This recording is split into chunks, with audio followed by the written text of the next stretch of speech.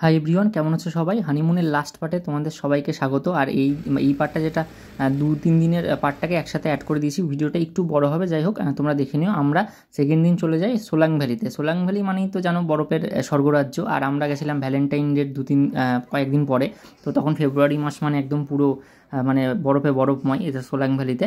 তো যাই হোক, সোলাং ভ্যালিতে এই দেখো আমরা হচ্ছে এই গেমগুলো নিয়েছিলাম অনেক কটাই। আর সত্যি বলছি, এটাতে দাঁড়ানো, আমাকে তো দেখলে প্রথমে এটাতে, তারপরে মধুপর্ণা, দাঁড়ানো খুব মুশকিল। মানে একটু এদিক থেকে ওদিক হলেই মানে পড়ে যাচ্ছিলাম। কতবার যে পড়েছি সেটার ধারণার বাইরে। আমিও তাই, মধুপর্ণাও তাই। মানে এটা চালানো, মানে বলে না বাস কে বাত নিয়ে, তো এরকম একটা বিষয়। মানে এটা চালানো বিশাল কঠিন, বিশাল মজা লাগছিল, অবশ্যই মজা লাগছিল। এবং এটা যারা প্রপার চালাতে পারে তাদের দারুণ মজা লাগবে। তো যাই হোক, কিন্তু আমরা তো প্রথমবার, বুঝতেই পারছো প্রথমবার হলে কী হয়। মানে এটা মানে কাউকে ছাড়া না 5 মিনিট দাঁড়ানো খুব মুশকিল। আর তারপরে এই মজাদার গেম, এই গেমটা এত মজা পেয়েছিলাম। টায়ারের মধ্যে বসিয়ে দিয়ে উপর থেকে ছেড়ে দেয়, আর এই দেখো আমরা চলে আসি। এত ভালো লাগছিলো, হ্যাঁ এত মজা লাগছিলো, মনে হচ্ছিলো এটাই যদি 10 বার নিতাম বোধহয় এটাই বেশি ভালো হতো। যা হোক, তারপরে আমরা এইটাতে আমরা উঠি। এটাতে একটা ড্রাইভারও এর সাথে দেয়। তো প্রথমে দেখো ড্রাইভার দাদা চালাচ্ছিল, তারপরে কিছুটা আমিও চালিয়েছি। মানে যে পার্টি থাকে তাদেরকেও দেয় চালাতে। দাদা তখন পাশে দাঁড়িয়ে থাকে। যাই হোক, এটাও খুব ভালো লাগছিলো বরফের মধ্যে দিয়ে এই গাড়িটা। তো এত খুবই সুন্দর বিষয়গুলো। আর এত ঠান্ডা ছিল সেদিন, মানে ধারণার বাইরে। আমি তো মাঝখানে ভাবলাম যে দূর কী হবে, বরফের মধ্যে যাবো, এরকম একটা বিষয়। কারণ প্রথমবার গেছি, সত্যি কথা বলতে জানি ঠান্ডা হবে, কিন্তু ঠান্ডাটা যে এই মাত্রার ঠান্ডা হতে পারে সেটা আমার ধারণা ছিল না। মধুপর্ণা যেমন ডিএলএড কলেজ থেকে কাশ্মীর গেছিলো, ও ভালো করে জানতো, বারবার করে বলতো বরফের ঠান্ডা মানে বিশাল ঠান্ডা। আর হচ্ছে আমি ভাবতাম না ঠান্ডা তো অবশ্যই হবে, কিন্তু কী আর হবে। তো যাই হোক, আর এই দেখো ওখানে আমরা নিয়ে নিয়েছিলাম ডিম টোস্ট, আর হচ্ছে লিমকা নিয়েছিলাম। কারণ খাবারগুলো ওখানে হজম হচ্ছিলো না। মানালির উচ্চতা এতটাই বেশি না, সবসময় একটা গা গুলোনো ভাব, বমি ভাব হচ্ছিলো। তো যাই হোক, তারপরে আমরা যেরকম ফটোশ্যুট করি, বরফ ছোড়াছুড়ি করি, মানে এরকম দারুণ মজা করেছি। সোলাং ভ্যালিতে এত সুন্দর মজা করেছি।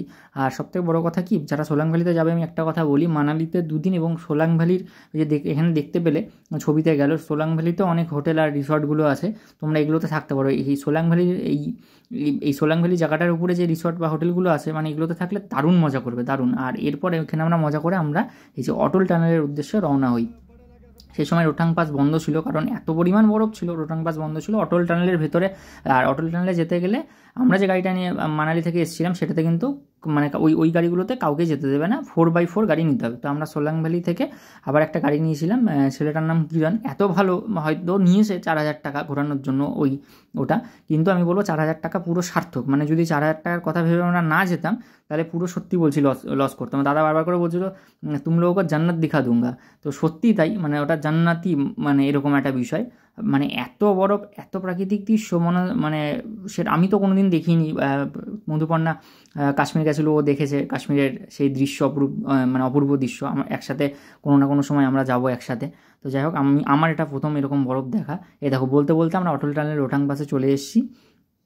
মানে অপূর্ব লাগছিল, যেটা এতদিন সিনেমায় দেখেছি, মানে টিভিতে দেখেছি বা খবরে দেখেছি, সেটা চোখের সামনে মানে সেটা বলে বোঝানো খুব মুশকিল। না গেলে এটা বলে বোঝানো যাবে না। এই দেখো বলতে বলতে আমরা অটল টানেলে ঢুকে গেলাম। আর অটল টানেল তো মানে তোমরা জানোই অনেক বড়। তো অত বড় ভিডিও আমরা করিনি, ফালতু অনেক বড় হয়ে, মানে ভিডিও করিনি ইন দ্য সেন্স, ভিডিওটা এখানে দিলাম না, ভিডিও আমার কাছে আছে কিন্তু অনেক বড় ভিডিও হয়ে যাবে, সেই জন্য দিইনি। অটল টানেলে একদম শেষ মাথায় বাইরে যেখানে বেরোয় আর কি রাস্তাটা, সেটা বার হয়ে আবার ওখান থেকে ব্যাক করিয়ে দিচ্ছে। মানে ওখান থেকে রোহতাং পাস যে রাস্তাটা, সেটা ওখানে পুলিশ দাঁড়িয়ে আছে, ওর পরে যেতে দিচ্ছে না। কারণ যেতে গেলে অনেক সময় মানে কী বলবো, মানে মানুষ মৃত্যুর মুখেও চলে যেতে পারে বা মৃত্যু হয়ে যেতে পারে বরফের ধসে বা কিছুতে। তো যাই হোক, আমরা ওখান থেকে ফিরে এসে মানে অটল টানেল গোটাটা ঘুরে ওখান থেকে আবার ব্যাক করে, তো যাই হোক, এই যে আমরা বাইরে দাঁড়িয়ে ফটোশ্যুট করি, মানে খুবই ভালো লাগছিলো। ওখানে দাঁড়িয়ে আমরা সব মজা করছিলাম। এরকম বরফের পাহাড় দেখলে কার না ভালো লাগবে। আর এইরকম হিমাচলের মানে বরফের পাহাড়। তো বলতে বলতে আমরা ওখান থেকে রওনা দেওয়ার পরে আমরা রাস্তায় এসে, সত্যি বলছি, মানে এমন মানে একটা ভয়ের বিষয় আমাদের সামনে চলে আসলো। এসে দেখছি যে রাস্তার মধ্যে বরফের ধস চলে এসছে।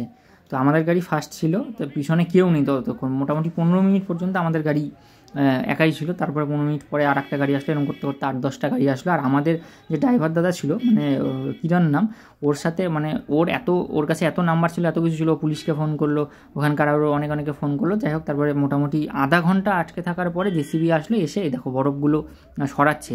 আর যখন এই কোনো জায়গায় যে বরফের ধস আসে না, তখন কিছুটা মানে আগে কী করে দাঁড়াতে দেয় না, কারণ এর পাশ দিয়ে আবার বরফের ধস চলে আসতে পারে। আর কিছুটা শেড করা আছে, যেরকম রোটাং পাসটা এই অটল টানেল দেখলে কিছুটা শেড করা, ওটা অত বড় শেড করা হয় না, কিন্তু মোটামুটি 20 হাত 25 হাত একটা করে শেড করা থাকে, কারণ ওরা অনেকের আইডিয়া মানে ওদের আইডিয়া আছে কোন দিক ধস নামতে পারে। তো শেডের মধ্যে গাড়িটা সবাই ঢুকিয়ে দিয়েছিল, আর আমরা বাইরে এমনি দেখছিলাম, তখন চলে এসেছিলো যেহেতু জেসিবি।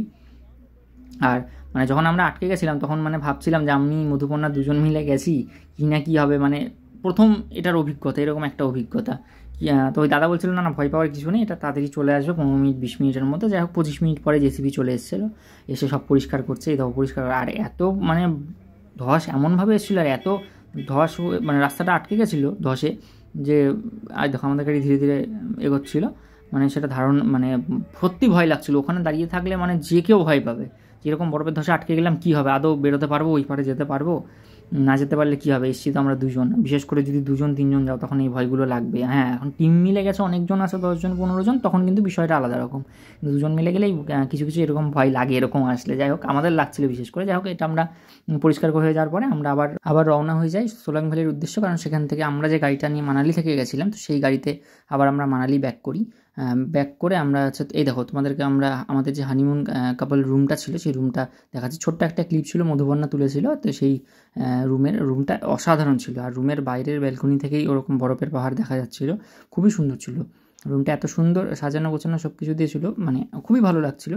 যাই হোক মধুবর্ণা এই ক্লিপটা তুলেছিল বলেই দিতে পারলাম, নাহলে দিতে পারতাম না, কারণ আমি কোনো ক্লিপ তুলিনি। আর এটা করে আমরা দেখো এটা হচ্ছে শেরি পাঞ্জাব, আমরা সত্যি বলছি যতবার। আর এটা হচ্ছে মানালিস মোমোসে, মানালি গেলে অবশ্যই মানালি মোমোসে মোমো খেয়েও, খুবই সুন্দর অসাধারণ। শেরি পাঞ্জাবের খাওয়ারও আমরা খুব ভালো। আর এই দেখো তার পরের দিন আমরা চলে গেছিলাম হচ্ছে কুল্লু থেকে আমরা এই যে দেখো শ্রী বৈষ্ণব মাতা দেবী মন্দির যেটা, সেখানে গেছিলাম মাকে পুজো দিতে। তো সেই এত সুন্দর গোয়ার ভিতর দিয়ে যে ভেতরে যেতে হয়, ভেতরে ফটোগ্রাফি অ্যালাউ নেই বলে আমরা তুলতে পারিনি। তো আমরা ওখান থেকে দিল্লিতে চলে আসি পরের দিন। আমাদের আরও একদিন পরে আসার কথা ছিল, কিন্তু আমরা দিল্লিতে তার আগের দিনই চলে আসি। আর তারপরের দিন আমাদের ফ্লাইট ছিল একদিন পরে। তো আমরা ফ্লাইটে দেখো আমাদের প্রথম ফ্লাইট অভিজ্ঞতা, ফ্লাইট উপরে উঠবে, মানে আমরা তো অনেক কিছুই জানতাম না, নিয়মকানুন সব শুনে ওখানে করেছি। তো আমি একটা কথাই বলবো, যারা ফ্লাইটে প্রথমবার উঠছে কোনো ব্যাপারই নয়, ওখানে যারা সিআরপিএফ স্যাররা থাকেন ওনাদেরকে বললেই সব ওনারা দেখিয়ে দেন, এবং যে কোম্পানির ফ্লাইট ওনাদের মানে ওখানকার যে স্টাফরা থাকেন তাদেরকে বললেই দেখিয়ে দেন। দেখো বলতে বলতে প্লেন আকাশের দিকে উঠছে, আর তখন ওঠার সময় না মনে হয় যে বুকের ভেতরটা পুরো ফাঁকা হয়ে গেছে।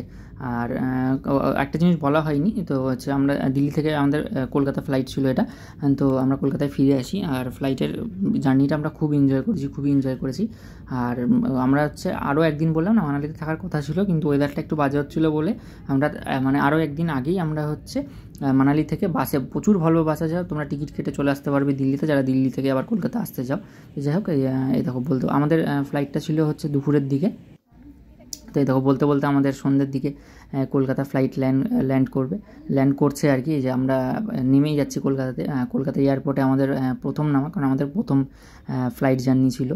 আর কলকাতা এয়ারপোর্ট প্রথমবার দেখতে পেয়ে আমি মধুপর্ণা সত্যি আমরা মানে ভীষণভাবে খুশি, মানে খুবই আনন্দ লাগছিল। তো যাই হোক আমাদের হানিমুন ট্রিপটা খুবই ভালো ছিল। তবে ওই যে বললাম না মানালির যে উচ্চতাটা সেটা অনেকটা বেশি থাকার কারণে কী হয়েছিল, আমাদের একটু গা গুলোনো ভাব, বমি ভাব, এটা বেশিরভাগ জনেরই হয় আর কি মানালির উচ্চতাটাতে।